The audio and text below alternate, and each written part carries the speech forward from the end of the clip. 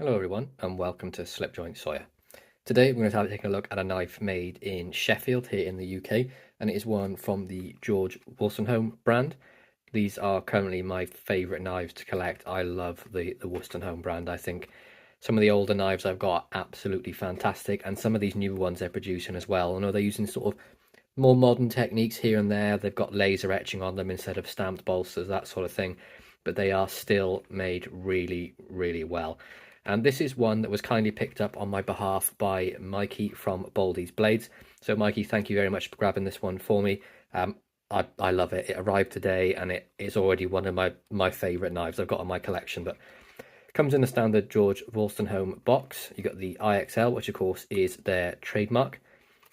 You can see on the side here, the trademark was granted in 1787, and they've been the makers of fine knives for over 200 years.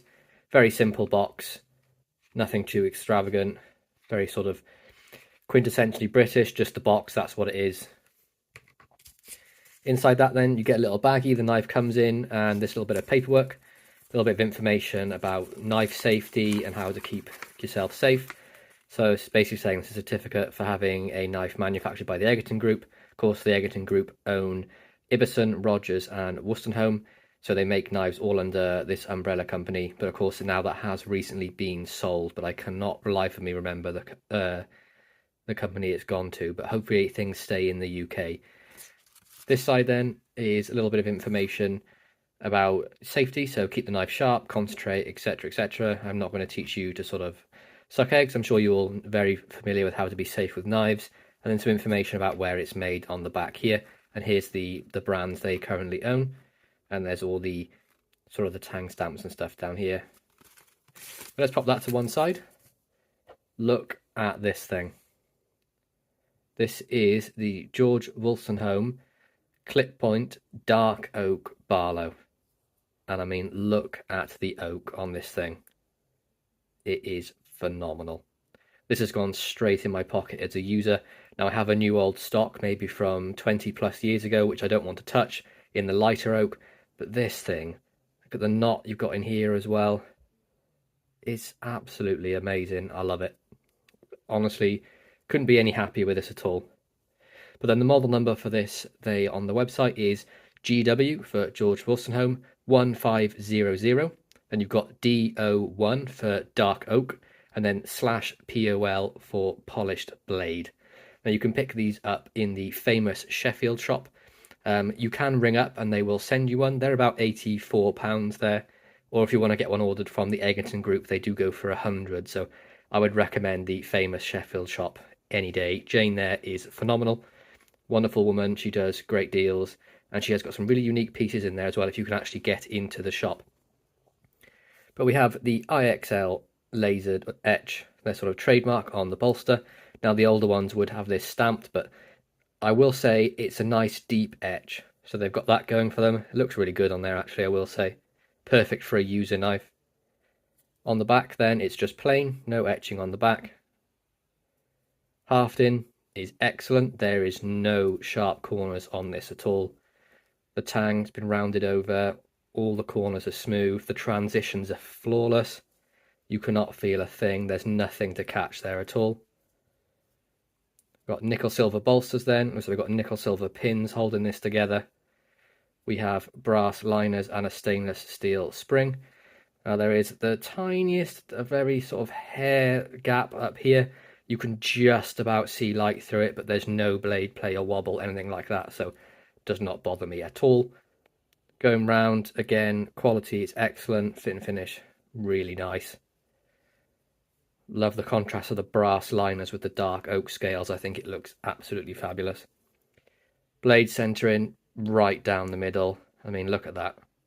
Not going to get much better than that. Pull.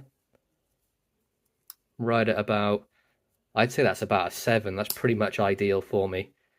And then we have this absolutely gorgeous clip point blade. Look at that. We have the IXL George Wostenholm Sheffield, England on the tang stamp. Nice elongated ricasso, so you can choke right up on that, and there is no chance of this thing closing on you when you've got it up in that choked up grip. It's a nice size Barlow for me. I mean, let's have a little look at some measurements just so you can get an idea of the size of this thing.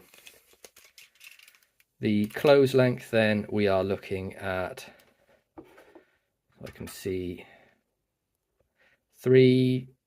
just shy of 3.5, say 3.4 inches closed.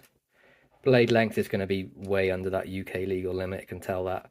The total blade length is 2.5 and the cutting edge is 2.25, so no trouble of carrying this thing in the UK. Might be a little small for some people, but for me this Barlow size is perfect. I'm going to love carrying this thing.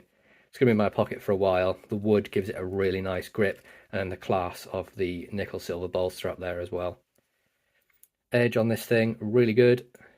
Nice and even, tad bit heavy at the tip up there, but literally nothing to complain about. This thing came pretty sharp. All I had to do was give it a bit of a strop and then it was razor sharp. Wonderful mirror polish on that 420S45 steel. This is a very classic Sheffield stainless steel. Just wipe the fingerprints off so you can see that blade a bit better. Nice long pull on there, very nice polish. No swedging, just a classic clipped style blade. No half stop, excellent action, beautiful wood.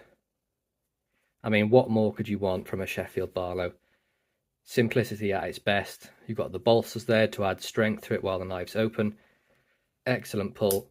And honestly, for still a knife made in the UK, traditionally by Sheffield makers, I think 84% with this absolutely beautiful dark oak on it is a very fair price.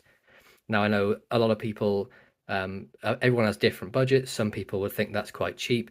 Others will think it might be out of their budget. But if you can save up and get one of these things, I really do recommend it while you still can. Because we don't know what's going to happen in the future with these sort of British brands. As we know, world's evolving, changing, things go, things get sold to different companies. I mean, just look at Old Timer, Schrade. They were bought and then their manufacture now is in China. Not that there's anything wrong with the Chinese ones, they're perfectly fine. But I just love the original company just to keep going and producing knives. So if we can support that, I really do recommend picking these up. Now you can get cheaper versions. There's Barlows and things there which go down quite a bit. They got Taylor's Eyewitness and stuff. Just all these British brands really need the support. Just get in there, give them some money in their pocket so they can continue making knives. But this thing is absolutely flawless. I love it. But I hope you enjoyed my review of the George Wostenholm Slipjoint Barlow in the dark oak covers. Model number for that again is GW1500DO1-POL. Please be sure to like, subscribe, and ring that bell for notifications, and I'll catch you in the next one. Peace out.